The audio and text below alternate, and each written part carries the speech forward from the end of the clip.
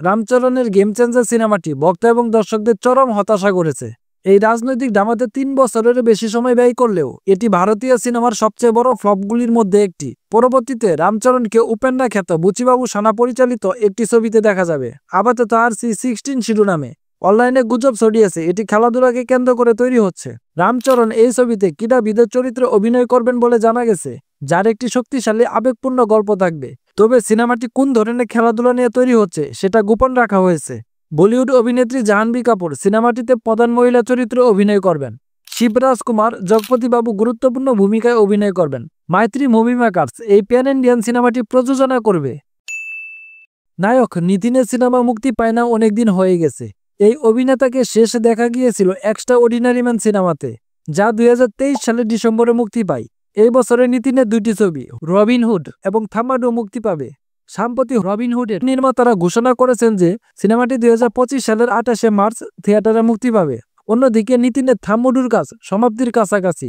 নিতিন, বাকি অভিনেতারা এবং কলা কৌশলীরা বর্তমানে ক্লাইম্যাক্স সিকুয়েলের শুটিং করছেন।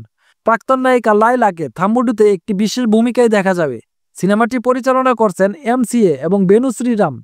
সিনেমাটি এই বছরের মাঝামাঝিতে মুক্তি পাবে।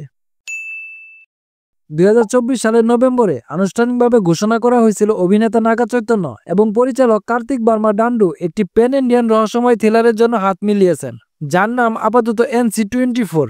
সিনেমাটি বর্তমানে প্রি-প্রোডাকশন পর্যায়ে রয়েছে এবং সর্বশেষ খবর হলো যে লাপাত্তা লেডিসের উদীয়মান হিন্দি অভিনেতা পশ্চ শ্রীবাস্তবকে সিনেমাটিতে খলনায়কের চরিত্রে অভিনয় করার জন্য ডাকা হয়েছে।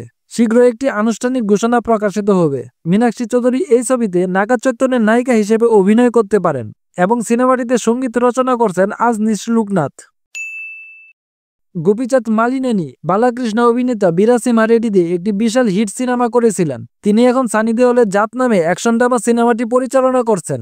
সিনেমাটি অ্যাকশনে ভরপুর এবং এতে উচ্চ অকটেন স্ট্যান্ড এবং রোমান্স থাকবে। সর্বশেষ আপডেট অনুসারে একজন নয় 4 জন অ্যাকশন পরিচালক ছবিটির স্ট্যান্ড কোরিওগ্রাফ করছেন।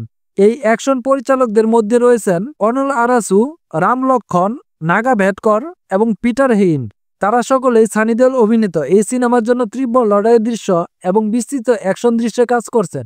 কিছুদিন আগে প্রকাশিত ট্রেলারটি দর্শকদের ভিতর আলোচনা বাড়িয়ে দিয়েছে।